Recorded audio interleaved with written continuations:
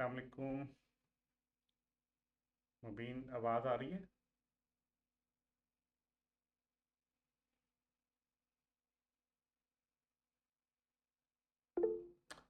अच्छा, चलें स्टार्ट करते हैं। हम डिस्कस कर रहे थे कि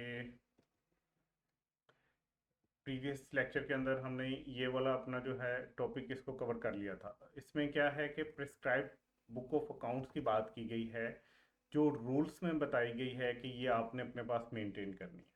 ठीक है। यहाँ पे आपने गौर करना है कि यहाँ पे सीरियल नंबर आएगा और यहाँ पे टैक्स पेयर के बारे में इंफॉर्मेशन दी जाएगी कि किस टैक्स पेयर ने जो है वो कौन सी बुक्स ऑफ अकाउंट मेंटेन करनी है। यहाँ पे टैक्स पेयर के बारे में इंफॉर्मेशन होगी और यहाँ पे जो बुक्स उसने मेंटेन करनी है उसके बारे में बताया जाएगा। ठीक है, सो चलते हैं। पहले सीरियल नंबर 1 है। ये हमें बता रहा है कि every tax payer driving income from business, जो भी टैक्स पेयर है अगर वो इनकम फ्रॉम बिजनेस से कुछ जो है वो ड्राइव कर रहा है अपनी इनकम, तो उसके लिए यहाँ पे जो आएंगे वो बुक्स ऑफ रिकॉर्ड्स जो है ना वो उसने मेंटेन करने हैं। अच्छा, ये एक जनरल रिक्वायरमेंट है जो एप्लीकेबल है सारे टैक्स पेयर्स के ऊपर। ठीक है।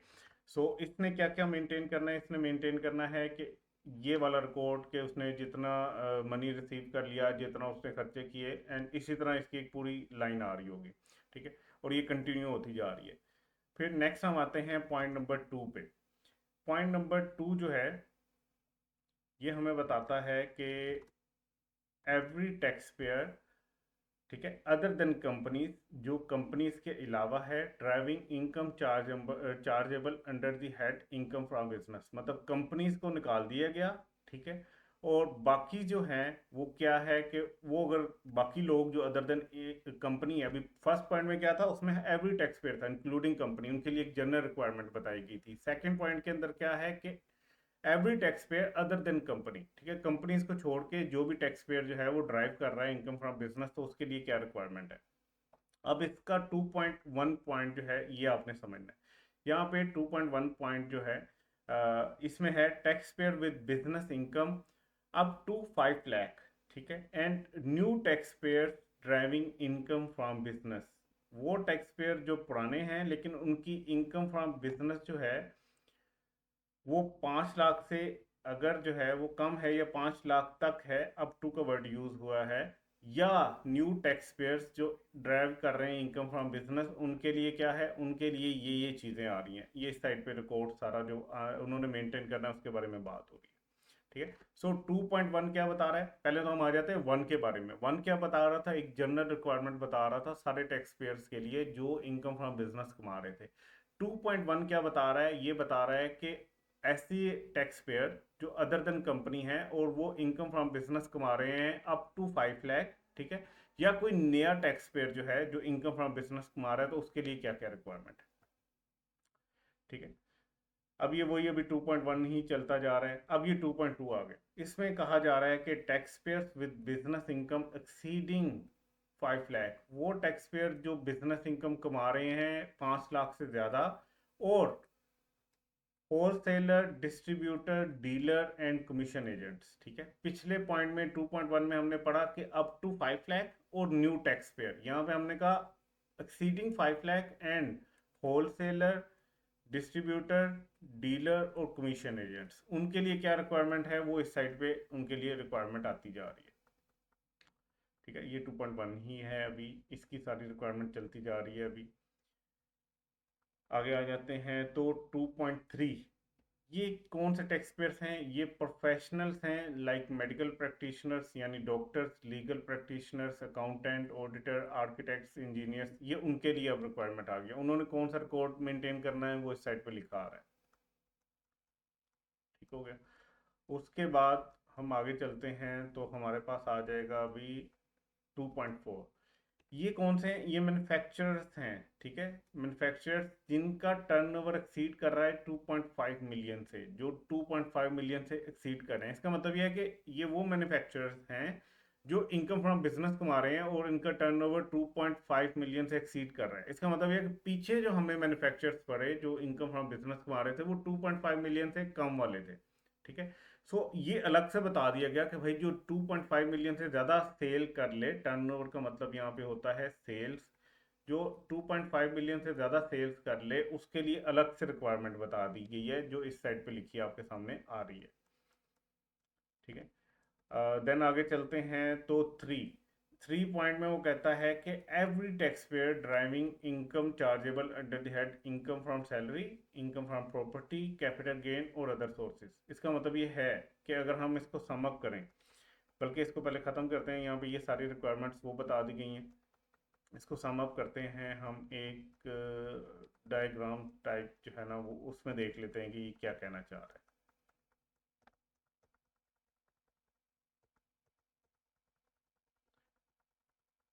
ठीक है, सॉरी, यहाँ पे आते हैं हम, ये ठीक है। अब हम पॉइंट वाइज एनालिसिस करते हैं कि जो हमने पॉइंट वन पढ़ा था, पॉइंट वन ये किसके लिए था? ये जनरल रिक्वायरमेंट थी। जनरल रिक्वायरमेंट थी जो एप्लीकेबल थी सारे टैक्स पेयर्स के लिए, और वो कौन से टैक्स पेयर थे? जो इनकम फ्रॉम बिजनेस कमा रहे थे। ठीक है, तो ज़रा सम अप करूँ ना मैं, तो वन से लेके, ठीक है, वन से लेके टू के जितने पार्ट थे वो सारे किसको डील कर रहे थे? इनकम फ्रॉम बिजनेस को।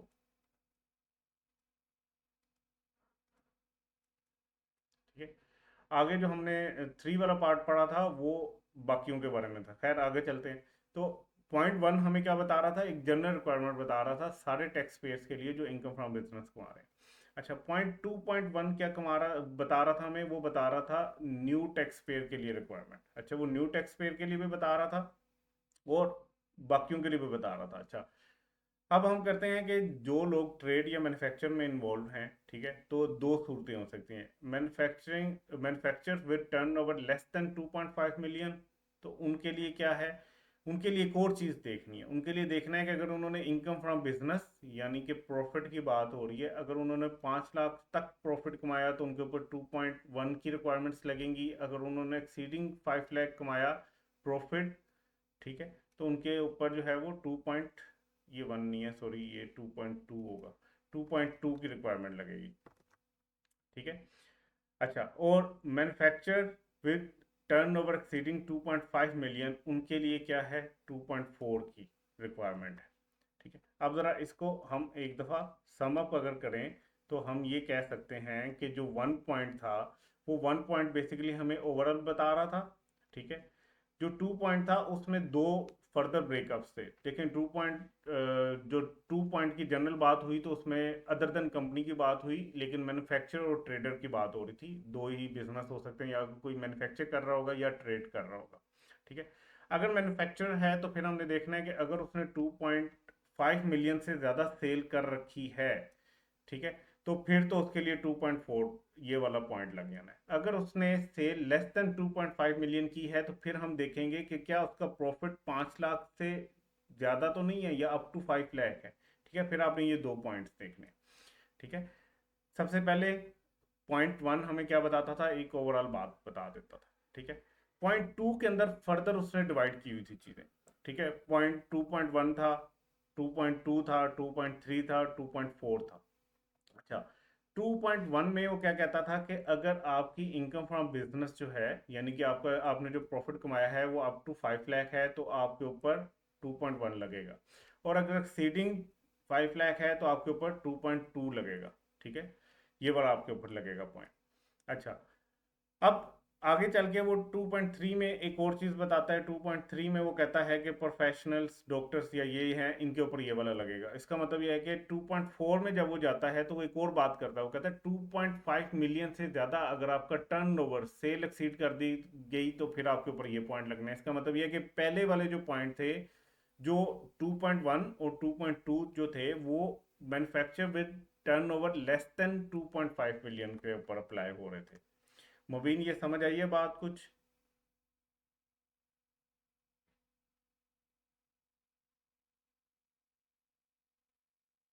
ठीक है, थोड़ी सी कॉम्प्लिकेटेड हो गया है, लेकिन आई होप कि इसको अगर आप सुकून से एक दफ़ा देखोगे तो आपको समझ आ जाएगी।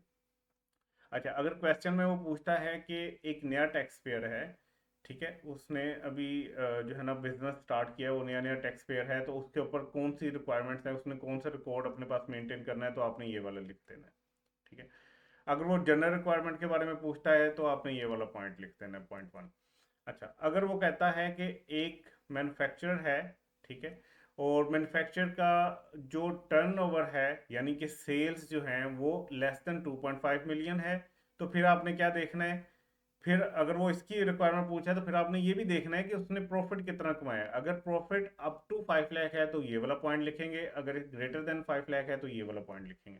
अच्छा, अगर वो कहता है कि मैन्युफैक्चर है जिसका टर्नओवर यानी सेल्स जो है वो 2.5 मिलियन से ज़्यादा है, तो फिर हमें ये देखने की ज़रूरत नहीं है कि उसने प्रॉफिट कितना कमाया, फिर उसके लिए एक ही रिक्वायरमेंट है 2.4 वाली, वो लिख देंगे। ठीक है। फिर अगर वो क्वेश्चन में कहता है होल सेलर, डीलर, डिस्ट्रीब्यूटर या कमीशन एजेंट, तो उसके लिए 2.2 है। अच्छा, अगर वो कहता है कोई प्रोफेशनल है, डॉक्टर है, अकाउंटेंट है, ऑडिटर है, लॉयर है, तो उसके लिए 2.3 है। और वो कहता है कि एवरी टैक्स पेयर जो अदर देन बिजनेस कमा रहा है, मतलब सैलरी इनकम कमा रहा है, प्रॉपर्टी इनकम कमा रहा है, कैपिटल गेन कमा रहा है या अदर सोर्सेज से कमा रहा है, तो उनके ऊपर 0.3 लगेगा। ठीक है, ये तो हो गया जो हम पहले पढ़ चुके हैं। आज हम नए टॉपिक की तरफ जाते हैं। अच्छा, general forms of book of account, documents and record. अब वो कहता है कि किस फॉर्म के अंदर आपने ये सब कुछ मेंटेन करना है। ठीक है, जनरल फॉर्म क्या होगी आपकी बुक्स ऑफ अकाउंट्स की। ठीक है, ये कंपनीज लॉ में भी आप पढ़ोगे बुक्स ऑफ अकाउंट का वर्ड। डॉक्यूमेंट्स और रिकॉर्ड्स, इनकी जनरल फॉर्म क्या रखनी है। ठीक है, अकाउंट्स की अगर आपने कोई बुक्स मेंटेन की हैं, लेजर वगैरह मेंटेन किया है, कोई और डॉक्यूमेंट्स जो सपोर्टिंग डॉक्यूमेंट्स या रिकॉर्ड्स हैं, उनकी फॉर्म क्या होगी। कहता है the book of accounts and records may be kept on electronic media. वो कहता है अगर आप चाहो तो इलेक्ट्रॉनिक मीडिया में भी रख सकते हो बुक्स ऑफ अकाउंट्स को और रिकॉर्ड्स को, if safety measures are ensured. लेकिन आपने ये इंश्योर करना है कि आपने प्रॉपर सेफ्टी मेजर्स ली हुई हैं। अगर आप इलेक्ट्रॉनिकली रखने लगे हो तो आपको इंश्योर करना है कि सही जगह पे पड़े, ये ना हो कि कोई डाटा लॉस हो जाए, आपके वायरस आ जाए हार्ड ड्राइव के अंदर तो आपका डाटा चला जाए, तो आप उसका बैकअप ले रहे हो, आपने उसको ऐसी जगह पे रखा है जहाँ पे बहुत ज़्यादा हीट नहीं है, वो सिस्टम ऐसी जगह पे है, या ये सारी आपने मेजर्स लेनी है सेफ्टी की कि डाटा आपके पास रहे।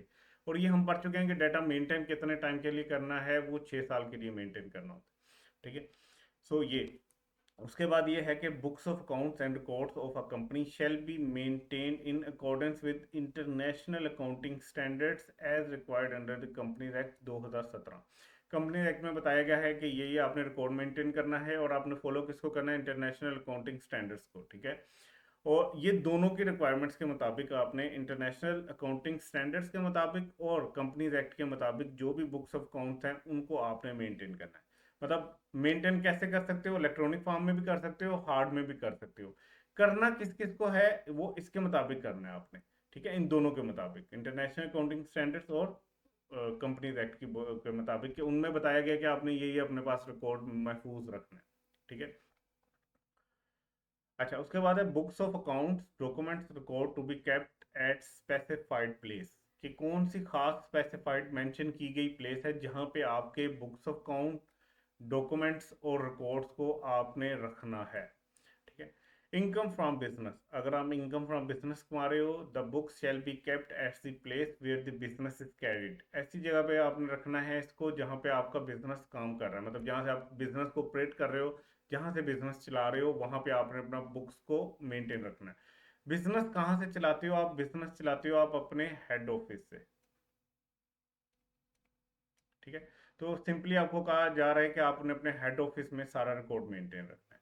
If it is carried on more in more than one places, हो सकता है कि कुछ ऐसे बिजनेसेस भी होते हैं जिनकी डिफरेंट सिटीज के अंदर ब्रांचेस होती हैं, वो एक जगह से ज्यादा पे काम कर रहे होते हैं। उस सूरत में क्या करना है, then record will be kept at principal place, मतलब हेड ऑफिस में आपने रखना है, और at each place if separate books are maintain for each place. वो कहता है कि फिर आपके पास एक ऑप्शन ये है कि अगर आप बुक कीपिंग वगैरह, अकाउंटिंग वगैरह हेड ऑफिस में बैठ के कर रहे हो, तो चाहे आपकी मल्टीपल ब्रांचेस हैं, आप स्टिल हेड ऑफिस में अपना रिकॉर्ड रख सकते हो। लेकिन अगर आप हर जगह पे, हर ब्रांच पे अलग से रिकॉर्ड मेंटेन कर रहे हो, तो वहां पे भी आप अपना मेंटेन कर सकते हो। ठीक है, तो दोनों आपके पास ऑप्शन है, या तो सारे का सारा हेड ऑफिस में रख लो, या अगर आपको लगता है कि मैंने मुश्किल होगा मुझे हेड ऑफिस में लाना, मेरी एक ब्रांच जो है वो गिलगित में है, एक ब्रांच कराची में है, एक ब्रांच इस्लामाबाद में, एक लाहौर में, एक मुल्तान में, तो वो आपको इजाज़त है कि जहाँ जहाँ से आप कारोबार कर रहे हो वहाँ ब्रांचेस में अपना रिकॉर्ड जो है ना महफूज कर लो। अच्छा, ये तो था इनकम फ्रॉम बिजनेस का case. Income from sources other than business.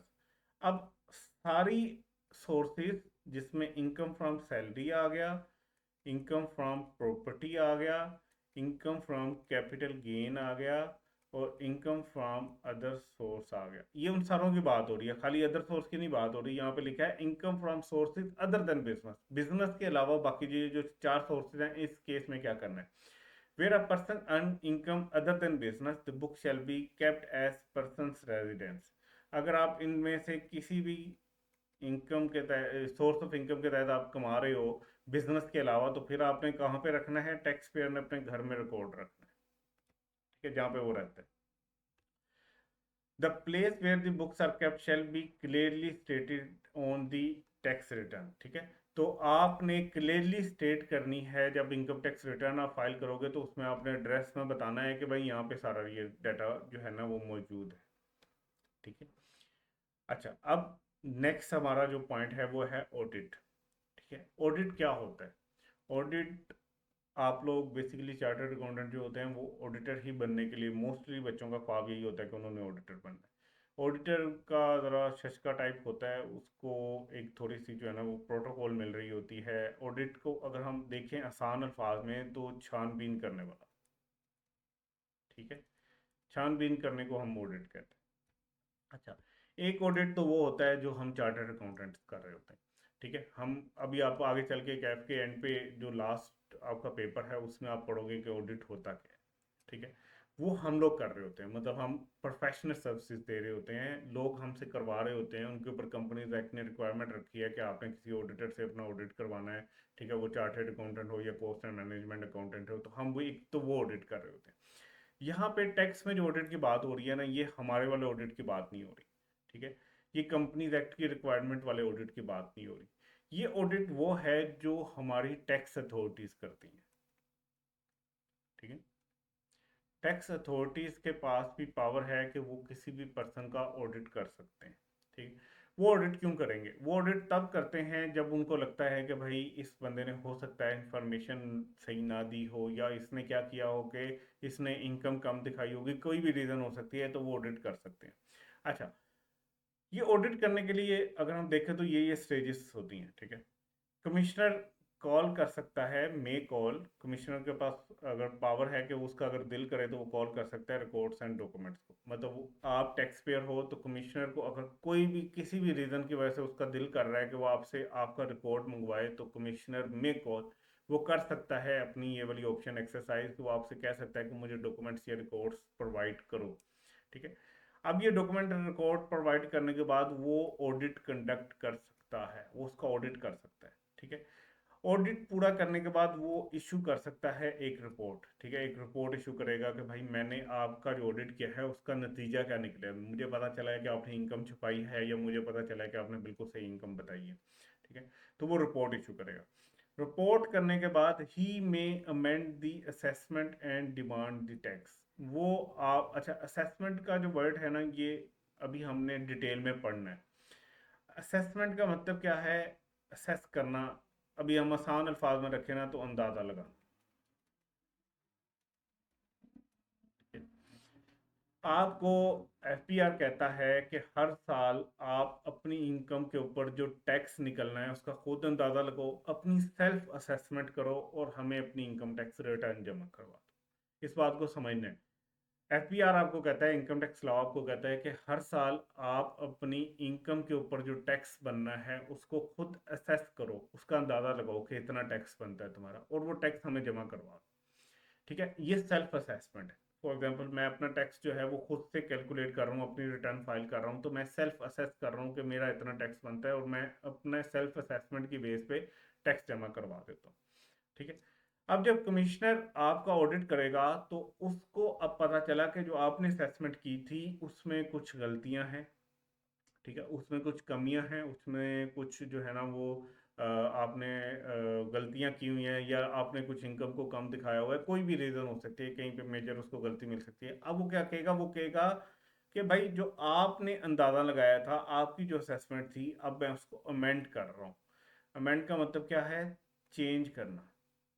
ठीक है, तो commissioner may amend the assessment and demand the tax, और वो आपसे मजीद टैक्स डिमांड कर सकता है। ठीक है, तो ऑडिट का पॉइंट, अगर ऑडिट के सारे इस टॉपिक को हमने समझना है तो सबसे पहले क्या है, कमिश्नर कॉल कर सकता है आपके रिकॉर्ड्स और डॉक्यूमेंट्स को। क्यों? ताकि वो ऑडिट कंडक्ट कर सके। ऑडिट कंडक्ट करने के बाद जब ऑडिट परफॉर्म कर लेगा, उसके बाद वो एक रिपोर्ट इशू करेगा। रिपोर्ट इशू करने के बाद वो उसमें बता रहा होगा कि ये मुझे लगा है कि यहाँ पे इस पॉइंट में ये गलतियाँ, ये खामियाँ, आपकी जो असेसमेंट है उसमें ये खामियाँ। उसके बाद अगर उसको लगे कि इनको अब दुरुस्त करना है, मैंने आपने कोई मेजर गलतियाँ की हुई हैं अपनी असेसमेंट के अंदर, अपनी रिटर्न के अंदर, तो वो आपके अंदाजे के मुताबिक जो रिटर्न आपने फाइल की हुई है उसको अमेंड कर सकता है और आपसे मजीद टैक्स मांग सकता है। ठीक है, लेकिन ये वाला जो सेक्शन है ये अप्लाई नहीं होता to a person whose income tax affairs has been audited in any of the preceding 4 year। अगर पिछले 4 सालों में एक दफा भी आपका ऑडिट हो गया तो अब दोबारा से आपका ऑडिट नहीं किया जा सकता। फॉर एग्जाम्पल, यहाँ पे हम कुछ बनाते हैं, ये है 2020, 2021, 2022, 2023, 2024। ठीक है, आपका ना यहाँ पे ऑडिट हुआ है एक दफा। ठीक है, तो क्या अब दोबारा कमिश्नर 2022 में ऑडिट कर लेगा? नहीं, पिछले 4 सालों में एक दफा हो गया। क्या वो 2023 में कर सकता है? नहीं, पिछले 4 सालों में एक दफा ऑडिट हो चुका है। क्या वो 2024 में कर सकता है? नहीं, पिछले 4 सालों में एक, दो, तीन, चार पिछले सालों में हो चुका है। क्या वो 25 में कर सकता है? एक, दो, तीन, चार नहीं कर सकता 25 में, क्योंकि पिछले 4 सालों के अंदर प्रोसीडिंग 4 इयर्स में एक दफा ऑडिट हो चुका है। क्या वो 26 में कर सकता है? यस, कर सकता है, क्योंकि पिछले 4 साल इनमें ऑडिट नहीं हुआ। ठीक है, तो वो 26 में कर सकता है। तो ये बात है कि जिस बंदे का एक दफा ऑडिट हो गया वो अगले 4 सालों के लिए तो महफूज है। मतलब with in 4 year, previous 4 years के अंदर एक दफा भी ऑडिट हो गया तो आपकी बचत है। ठीक है, 4 साल गुजरने के बाद फिर दोबारा से ऑडिट किया जा सकता है। अच्छा, उसके बाद एक और पॉइंट है कि जो बोर्ड है, मतलब एफपीआर जो है, एफपीआर उसकी बात हो रही है, वो अपॉइंट कर सकता है, मे अपॉइंट, अगर उसका दिल चाहे तो वो अपॉइंट कर सकता है a firm of chartered accountants. ठीक है, या कॉस्ट एंड मैनेजमेंट अकाउंटेंट्स। अगर आपका ऑडिट चलना है, ऑडिट करवाना है, तो बोर्ड क्या कर सकता है, बोर्ड कह सकता है कि मेरा दिल कर रहा है कि यार मैं इसके लिए कोई प्रोफेशनल बंदा हायर करूं। ठीक है, तो वो किसी फर्म को, चार्टर्ड अकाउंटेंट फर्म को या कॉस्ट एंड मैनेजमेंट अकाउंटेंट्स की फर्म को हायर कर सकता है ताकि वो कंडक्ट करें ऑडिट। ठीक है, और किस मकसद के लिए? इनकम टैक्स अफेयर्स को जो है ना ऑडिट करने के लिए। मतलब वो उन्होंने अपना काम, कमिश्नर ने या एफपीआर ने अपना काम करना था, उन्होंने ऑडिट करना था, लेकिन अब वो चाह रहे हैं कि किसी प्रोफेशनल की सर्विस ली जाए, तो वो किसी फर्म को भी हायर कर सकते हैं कि उनके बिहाफ पे टैक्स अफेयर्स का ऑडिट करे वो। ठीक है, तो अब हम ऑडिट का सेक्शन पढ़ लेते हैं।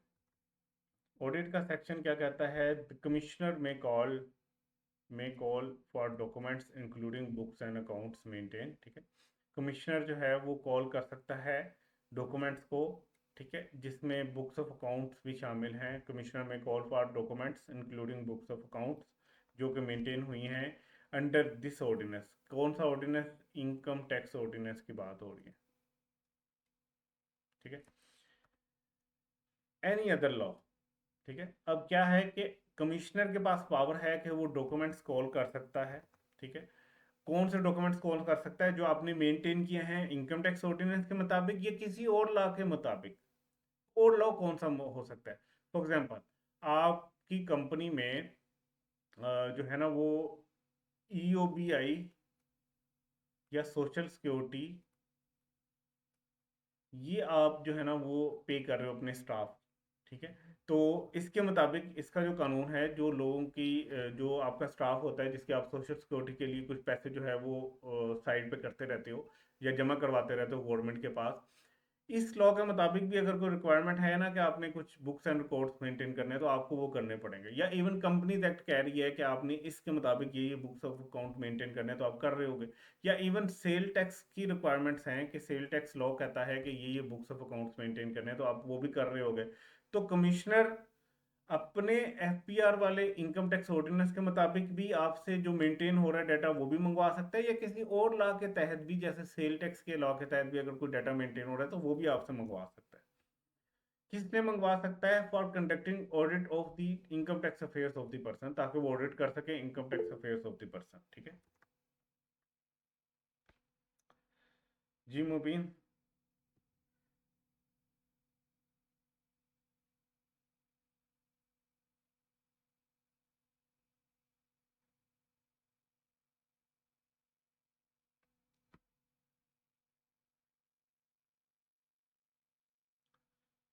कौन से मुबीन पॉइंट? मुझे नहीं समझ आई आपकी क्वेश्चन की।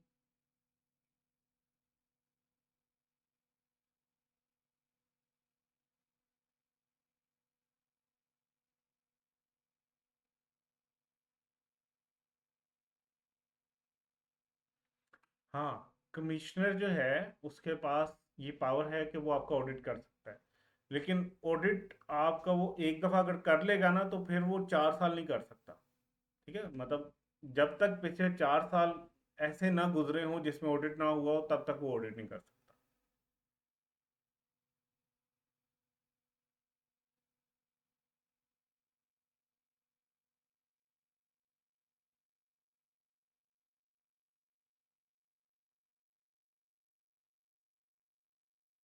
वो कमिश्नर देगा, अभी हम वही पढ़ने लगे हैं ना। वो तो मैंने आपको एक जो है ना वो समरी सी बना के दिखा दी थी, अभी हम उसको थ्योरेटिकली पढ़ेंगे तो अभी स्लाइड से आपको समझ आ जाएगी। ये भी हम वही पढ़ रहे हैं, सेक्शन 177 जो है उसी को ही हमने सारा पढ़ना है। ठीक है। अच्छा, ये वही है कि हाँ जो कमिश्नर जो है वो बुक्स ऑफ अकाउंट्स या डॉक्यूमेंट्स को कॉल कर सकता है, जो वहाँ पे मैंने पहला पॉइंट लिखा हुआ था। ठीक है, ये यहाँ तक ये पहला पॉइंट वही है। अच्छा, वो कहता है where record it kept on electronic data. अगर आपने इलेक्ट्रॉनिकली डाटा मेंटेन किया हुआ है, आपका कोई सॉफ्टवेयर है वहाँ पे सारा डाटा मेंटेन हो रहा है, आप उसको हार्ड में नहीं प्रिंट आउट ले रहे तो ठीक है, कोई मसला नहीं है। The commissioner shall allow the person shall allow the commissioner to use the machine. तो फिर आपने जब कमिश्नर ने ऑडिट आपका करना है तो फिर आप कमिश्नर को अलाउ करोगे कि वो आपकी उस मशीन को, वो कंप्यूटर जो है जिसमें आपने इलेक्ट्रॉनिकली डाटा मेंटेन किया है, उसको एक्सेस कर सके। ठीक है, and shall allow him access to test hard copies for the investigation of the tax payer और एनी अदर टैक्स पेयर। ठीक है, अब वो क्या कहता है कि देखो, या तो आप हार्ड में मेंटेन कर रहे होते हो अपना सारा डाटा अकाउंटिंग का, बुक कीपिंग का, तो कमिश्नर आपको कहता है कि ये सारा डाटा उठा के ना जरा मेरे ऑफिस में ले आओ। ठीक है, तो आप लेके जाते हो। फिर हमने पीछे पढ़ा के आप इलेक्ट्रॉनिकली फॉर्म में भी डाटा को महफूज रख सकते हो। अगर आप सेफ्टी मेजर्स को ले लो तो आप इलेक्ट्रॉनिकली भी डाटा जो है ना वो सेव कर सकते हो। इस सूरत में कमिश्नर क्या करेगा? कमिश्नर कहेगा भाई मुझे इजाजत दो, जरा अपने लैपटॉप की एक्सेस दे दो मुझे, ताकि मैं एक दफा देखूं कि तुमने अगर अगर इलेक्ट्रॉनिकली रखा हुआ है डाटा तो मैं यहाँ से उसका ऑडिट कर लूँ। अच्छा, साथ वो ये भी कह सकता है कि भाई इसमें से जो जो मैं कहूंगा ना तुमने उसकी कॉपीज निकालनी है, जो इलेक्ट्रॉनिकली डाटा तुमने फाइल्स में रखा हुआ है उसका प्रिंट आउट निकालना है और उसको टेस्ट करना है हार्ड कॉपी को, कि भाई ये तुम्हारा जेन्युइन रिकॉर्ड है। ठीक है, वो मैं इन्वेस्टिगेशन के लिए यूज कर लूंगा। अच्छा, जिसका ऑडिट हो रहा है उसके लिए भी, मतलब जिसके ऑफिस में आप बैठ के जिसका कंप्यूटर यूज कर रहे हो उसका ऑडिट भी हो सकता है, या किसी और टैक्स पेयर का भी ऑडिट हो सकता है। अच्छा, ये अब कैसी बात है? ये ऐसी बात है कि फॉर एग्जांपल होंडा जो है गाड़ियां, ये जो गाड़ियां बनाता है या बाइक बनाते हैं, होंडा कंपनी, बाइक वाले की बात कर लेते हैं। आप कमिश्नर होंडा वाले कंपनी में चला गया। ठीक है, उसने कहा जरा अपना डाटा दिखाओ, तो इन्होंने अपना सिस्टम उसको दे दिया। ये सिस्टम पे जो है ना ये कमिश्नर साहब जो है वो ऑडिट कर रहे हैं। ठीक है, ये ऑडिट करने लग गया। अब यहाँ पे पता चला कि ये जो सर्विस टायर वाले हैं ना, ये होंडा की जब गाड़ी बनती है ना तो सर्विस टायर जो है ना उसमें लगता है, बाइक जब बनती है ना उसमें सर्विस का टायर लगता है। तो यहाँ से होंडा के सिस्टम पे बैठ के सर्विस वालों का भी ऑडिट कर सकता है कमिश्नर। क्योंकि होंडा की सारी जितनी बाइक्स बनी होंगी सर्विस वालों का उसमें टायर लगा होगा, तो यहाँ से सर्विस टायर्स वालों की भी इंफॉर्मेशन आ रही होगी। ठीक है, तो यहाँ पे आप अटेस्ट कर सकते हो कॉपी फॉर इन्वेस्टिगेशन, आप डाटा ले सकते हो अटेस्टेड हार्ड कॉपी की सूरत में, अगर इलेक्ट्रॉनिकली जो है वो मेंटेन किया जा रहा है डाटा। जिस बंदे की टैक्स पेयर की जगह है जहाँ पे आप ये डाटा जाके लेने गए हो या उसके सिस्टम को एक्सेस कर रहे हो, उसकी इन्वेस्टिगेशन के लिए भी ये डाटा ले सकते हो टेस्टेड कॉपी, और किसी और टैक्स पेयर की इंफॉर्मेशन को भी इन्वेस्टिगेट करने के लिए ले सकते हो। Commissioner shall not call for record after expiry of 6 years from the end of the tax year which it relate. ठीक है, तो हमें बताया गया था कि हमने डाटा जो है वो मेंटेन करना है 6 साल के लिए। तो कमिश्नर को भी ये बताया गया है कि भाई तुम ऑडिट सिर्फ उसी डाटे का कर सकते हो जो 6 साल के अंदर अंदर है। जब 6 साल गुजर गए तो रिकॉर्ड को महफूज करना रिक्वायरमेंट ही नहीं रही टैक्स पेयर के लिए, तो फिर ऑडिट कैसे करवाएगा वो। तो ऑडिटर को यहाँ पे कमिश्नर को भी बता दिया, अगर ऑडिट करना है तो 6 साल के अंदर अंदर वाले डाटे का ऑडिट कर लेना। तो क्योंकि रिक्वायरमेंट ही क्या है रिकॉर्ड को महफूज करने की, 6 साल तक महफूज रखना है इनकम टैक्स ऑर्डिनेंस के मुताबिक। तो 6 साल गुजर गए तो डाटा नहीं होगा तो ऑडिट कैसे होगा। अच्छा, after obtaining the records of a person, जब आपने रिकॉर्ड को ऑब्टेन कर लिया, आपका मतलब आपका जो कमिश्नर है उसने जब रिकॉर्ड को ऑब्टेन कर लिया, where necessary record is not maintain. अच्छा, after obtaining record of a person, और देखो एक सूरत तो ये है कि आपने रिकॉर्ड जो है वो बंदे से ले लिया, या एक और सूरत क्या हो सकती है, where necessary record is not maintain. उस बंदे का पता चला आप रिकॉर्ड लेने गए, उस बंदे ने रिकॉर्ड ही नहीं मेंटेन किया हुआ, आपने कॉल फॉर रिकॉर्ड्स दिया, हो सकता है कि वो आपको रिकॉर्ड दे दे, तो आप क्या करोगे, ऑब्टेन कर लोगे रिकॉर्ड। या ऐसी भी सिचुएशन हो सकती है कि वो कहे कि मैंने तो रिकॉर्ड मेंटेन ही नहीं किया। ठीक है, तो ये तो एक गुनाह हो गया ना, ये पहला गुनाह है। ठीक है, दूसरा क्या है।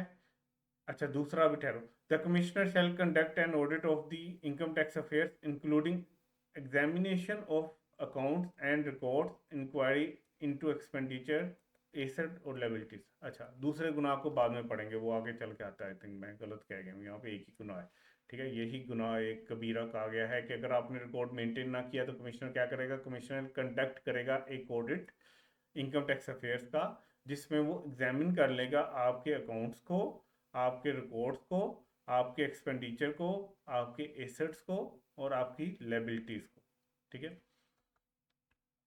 कमिश्नर में conduct audit proceeding electronically through video link और प्रिस्क्राइब फैसिलिटी। अच्छा, अब क्योंकि जदीद दौर है तो जो कमिश्नर है वो इलेक्ट्रॉनिकली भी ऑडिट कंडक्ट कर सकता है, वो वीडियो कॉल पे लेके आपको आपसे क्वेश्चन वगैरह पूछ के आपसे डाटा ले सकता है।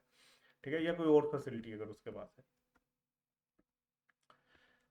अच्छा, अब है audit on basis of sectoral sectoral benchmark ratios. अच्छा, आपने, हाँ, जो उसको ऑडिट के लिए ज़रूरी लगेगा उसकी बात हो रही है मूवी।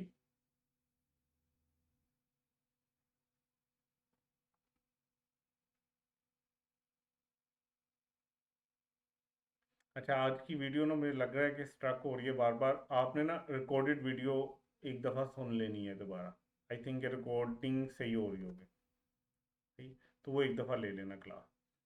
अच्छा, अब एक और सेक्शन है 2AA, ऑडिट का ही सब सेक्शन है। ठीक है, 177 का ही 2A है। ये क्या कहता है, ये कहता है सेक्टरल बेंचमार्क रेशियोज।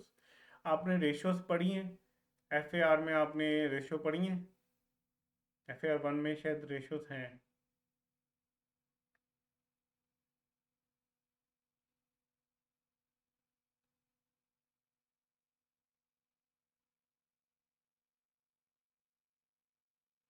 मुबीन, रेशियोज पढ़ी हैं आपने?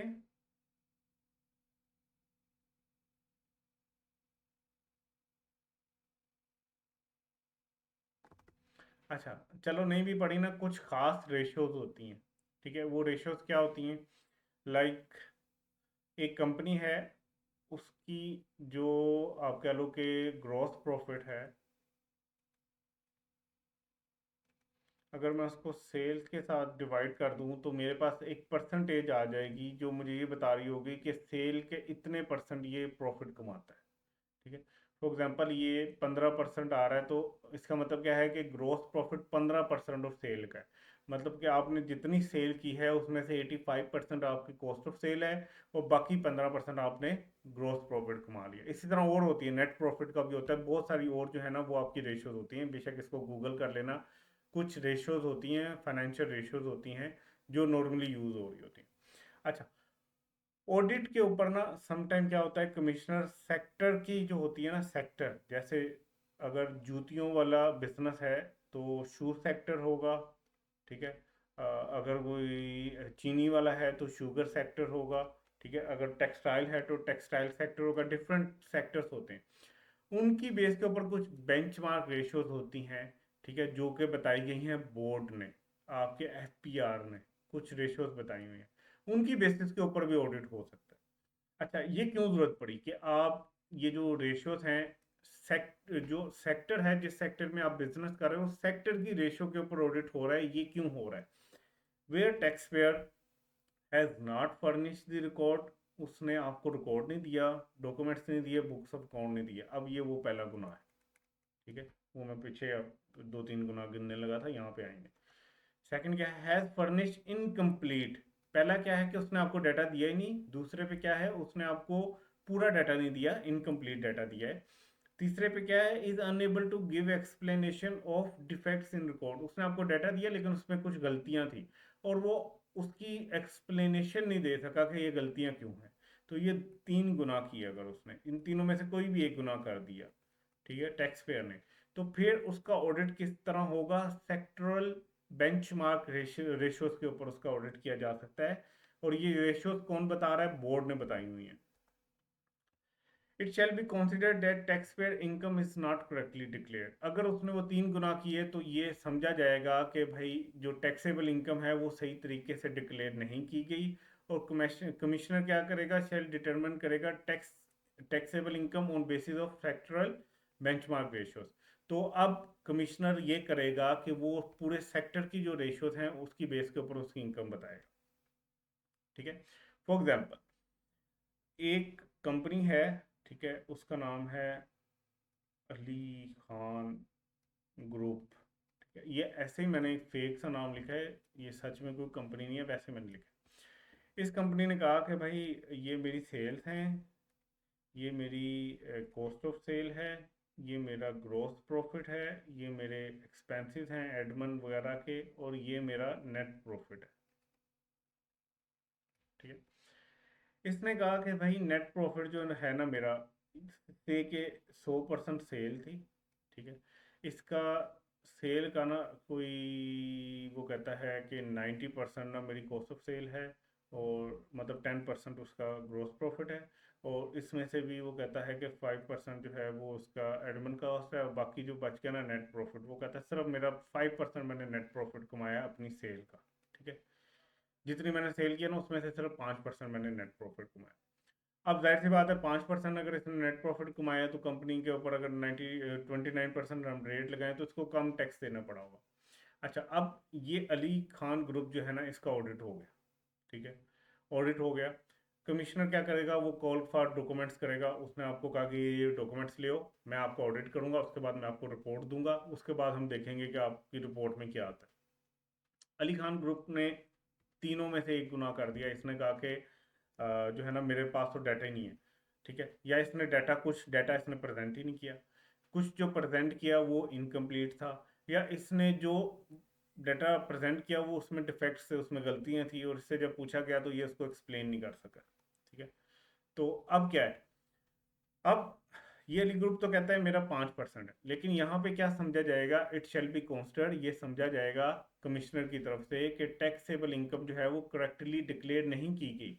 इसका मतलब यह कि कमिश्नर कह रहा है कि भाई अगर तुम ये 3 काम कर रहे हो ना, कि तुमने या तो डाटा नहीं प्रोवाइड किया, या डाटा इनकम्प्लीट प्रोवाइड किया, या जो डाटे के अंदर गलतियां हैं उसकी सही तरीके से एक्सप्लेनेशन या जस्टिफिकेशन नहीं दे सके, तो ये समझा जाएगा कि तुमने जो टैक्सेबल इनकम डिक्लेयर की है ये गलत है, ठीक है। तो यहाँ पे ये समझा जा रहा है कि अली खान ग्रुप की जो टैक्सेबल इनकम इसने डिक्लेयर की है ये गलत है। अब कमिश्नर खुद से उसकी जो है ना वो टैक्सेबल इनकम निकालेगा। कमिश्नर कहेगा अली खान ग्रुप जो है ये कहाँ पे काम कर रहा है, ये से के काम कर रहा है टेक्सटाइल इंडस्ट्री में, ठीक है। तो कमिश्नर देखेगा कि इस सेक्टर के अंदर टेक्सटाइल इंडस्ट्री का जो सेक्टर है, इसके अंदर नेट प्रॉफिट बाकी कंपनीज ओवरऑल कितना कमा रही हैं। तो बाकी कंपनीज यहाँ पे कमा रही हैं 30% प्रॉफिट, ये कह रहा था मैंने सिर्फ 5% प्रॉफिट कमाया। तो ये सेक्टरल रेशो है, ठीक है, सेक्टरल बेंचमार्क रेशो है। फॉर एग्जांपल के 30% बताया हुआ है बोर्ड ने कि जो टेक्सटाइल इंडस्ट्री है ना, इसमें 30% नेट प्रॉफिट हो रहा होता है। ये रेशियो है नेट प्रॉफिट की, मतलब सेल का 30% नेट प्रॉफिट ओवर सेल्स का जब हम निकालते हैं वैल्यू लेके, तो वो 30% आता है इस पूरे सेक्टर का। तो कमिश्नर कहेगा कि भाई अली भाई, तुम कह रहे हो 5% तुम्हारा नेट प्रॉफिट आ रहा है सेल का, अब से हम तुम्हारी दोबारा से सेस करेंगे तुम्हारी टैक्सेबल इनकम को और उसको 30% बनाएंगे। क्यों? क्योंकि तुमने जो कहा उसको तुम जस्टिफाई नहीं कर सके, तो अब हम बताएंगे कि तुम्हारा कितना प्रॉफिट होगा। कि भाई पूरा सेक्टर जो है वो 30% प्रॉफिट कमा रहा है, तुम अकेले कहते हो कि मैं 5% प्रॉफिट कमा रहा हूँ। ठीक है, तो अब वो ऑडिट के दौरान सेक्टोरियल बेंचमार्क रेशियो को जो है ना बेस बना के उसका ऑडिट करेगा कमिश्नर। ठीक है, एक्सप्लेनेशन क्या है? The expression sectoral benchmark ratios mean standard business sector ratios notified by board. FPR ने कुछ जो है ना एक सेक्टर वाइज जो है ना रेशियोज बताई हुई हैं। ठीक है, on basis of comparative cases, उसने सारे वहाँ पे जो जितने भी बिजनेसेस होंगे उनकी कंपैरेटिव स्टडी की होगी और उसकी रेशियोज निकाली होंगी। ये रेशियोज कौन से हो सकते हैं? फाइनेंशियल रेशियो हो सकती है, प्रोडक्शन रेशियो हो सकती है, ग्रोस प्रॉफिट रेशियो हो सकती है, नेट प्रॉफिट रेशियो हो सकती है, रिकवरी रेशियो हो सकती है, वेस्टेज रेशियो हो सकती है, एंड अदर प्रिस्क्राइब रेशियोज। ये आप पढ़ लोगे अकाउंटिंग के अंदर आई थिंक, तो उसमें ये आपको समझ आ जाएंगी रेशियोज कि क्या क्या होती है।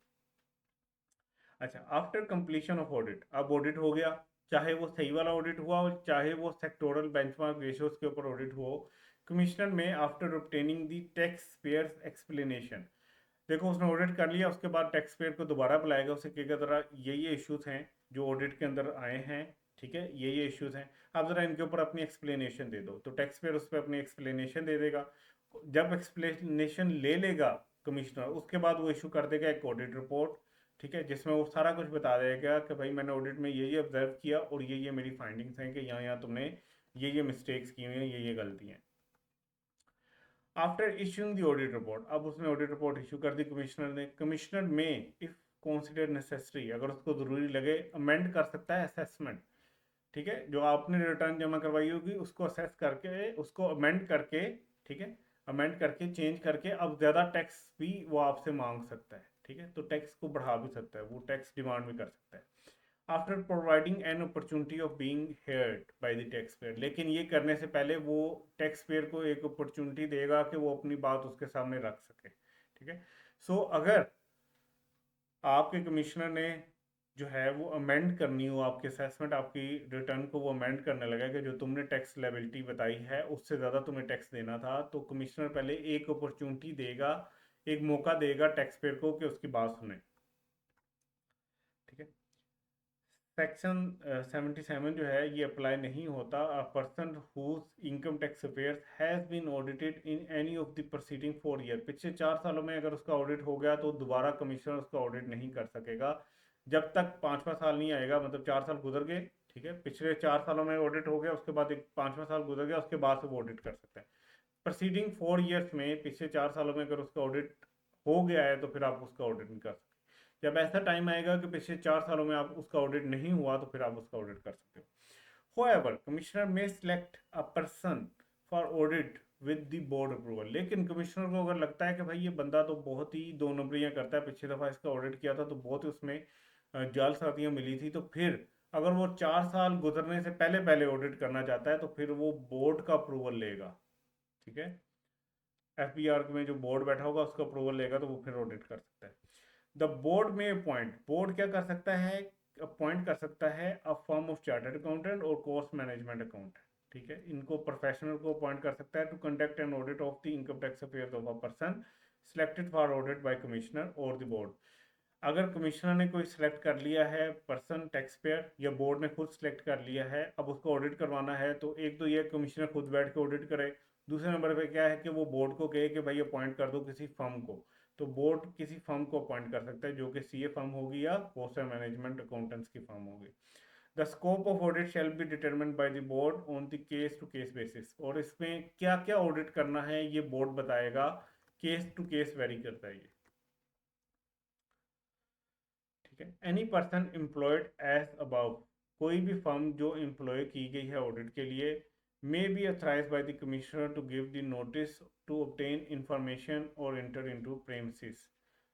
प्रेमिसेस का मतलब क्या होता है, उसके इलाका, ठीक है, उसका office.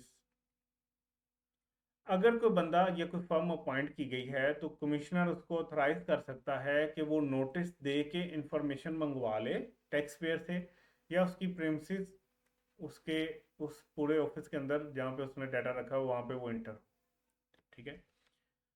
Where a person fail to produce before, अगर एक पर्सन, पर्सन का मतलब क्या है, टैक्स पेयर, अगर वो फेल हो जाता है प्रोड्यूस करने में बिफोर द कमिश्नर, कोई डाटा उसने कमिश्नर के सामने पेश करना था, वो फेल हो गया, या किसी फर्म ऑफ चार्टर अकाउंटेंट या कोर्स एंड मैनेजमेंट अकाउंटेंट के सामने उसने जो है प्रोड्यूस करना था, क्योंकि फर्म और कोर्स एंड मैनेजमेंट अकाउंटेंट और सीए वाली जो फर्म है इसको ऑथराइज कर रहा था कमिश्नर।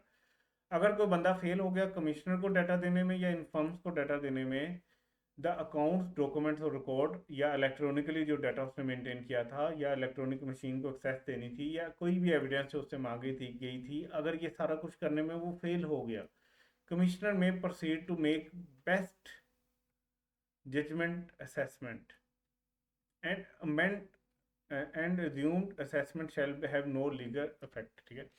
अब क्या करेगा, अब अगर बंदा फेल हो गया है कि उसने कमिश्नर या फर्म के सामने कोई डाटा प्रेजेंट करना था और वो नहीं कर सका, तो कमिश्नर क्या करेगा, कमिश्नर अब खुद से उसकी असेसमेंट करेगा।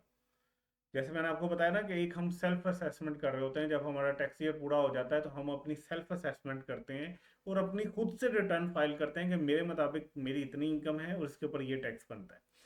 अब अगर मेरे से डाटा मांगा गया ऑडिट के लिए और मैं वो ना दे सका, तो कमिश्नर क्या कर सकता है, कमिश्नर खुद से एक बेस्ट जजमेंट बना सकता है कि भाई इसने मुझे डाटा कुछ नहीं दिया, मेरे पास कोई डॉक्यूमेंट नहीं है जिसकी बेस के ऊपर मैं इसकी असेसमेंट कर सकूं, लेकिन मैं अपनी बेस्ट जजमेंट के मुताबिक, अपनी बेस्ट फैसला लेने की ताकत के मुताबिक मैं इसकी असेसमेंट करूंगा, ठीक है।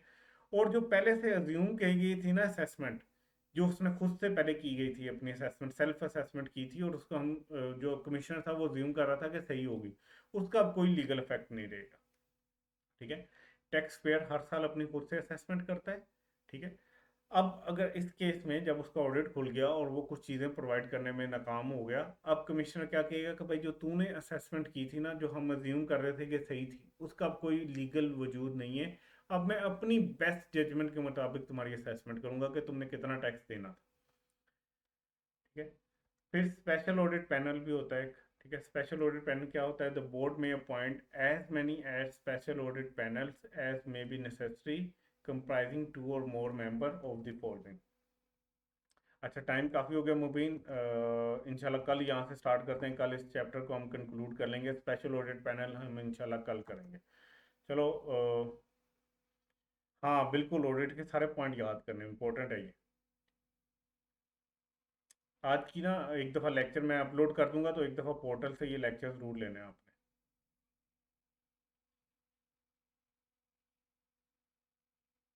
बिल्कुल मुबीन, ज़्यादा ही होंगे ना, पॉइंट्स तो ज़्यादा ही होंगे आपका। आपके थ्योरी वाले भी तो है ना सब्जेक्ट्स, तो आप ये तो नहीं कह सकते कि थ्योरी बहुत ज़्यादा है। थ्योरी ज़्यादा होंगी तो आपको याद तो करना पड़ेगा, सारे पॉइंट्स याद करने। चलो, इंशाल्लाह कल मिलते हैं। अल्लाह हाफिज़।